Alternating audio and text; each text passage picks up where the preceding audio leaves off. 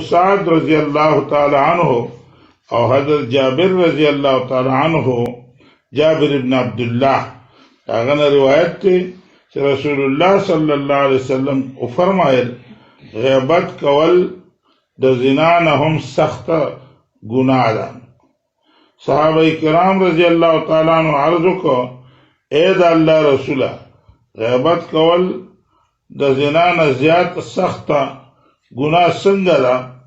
رسول اللہ صلی اللہ علیہ وسلم فرمائل چې انسان کچرته زنا وکي بیا توبه وباسي اللہ تعالی دا هغه توبه قبلوي، مگر غیبت کوونکی کس چې سو پورې دا غیبت چې چا غیبت کړي هغه نه معافي نه غوښتي او هغه ورته معافي نه کړي نو هغه پورې د ګناه دا نه معاف کیږي، ځکه په غیبت کې د چا بې عزتي به کړي وي او د هغه عزت به اخیستی وي، سپکه به یې ویلي وي، نو د هغه نه به معافي غواړي.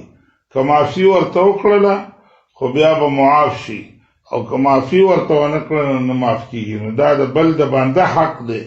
دا پته ولګېد د حدیثو نه چې د چغلي کول او غیبت کول، یعنی د مسلمانانو د چا شا په شا وینا او د هغوی بد بیانول دا غیبت دی، او د دوو مسلمانانو په منځ کې یا د دوو کسانو په منځ کې خبرې وړل راوړل چې هغوی په خپلو کې په جګړه شي نو دا چغلي ده.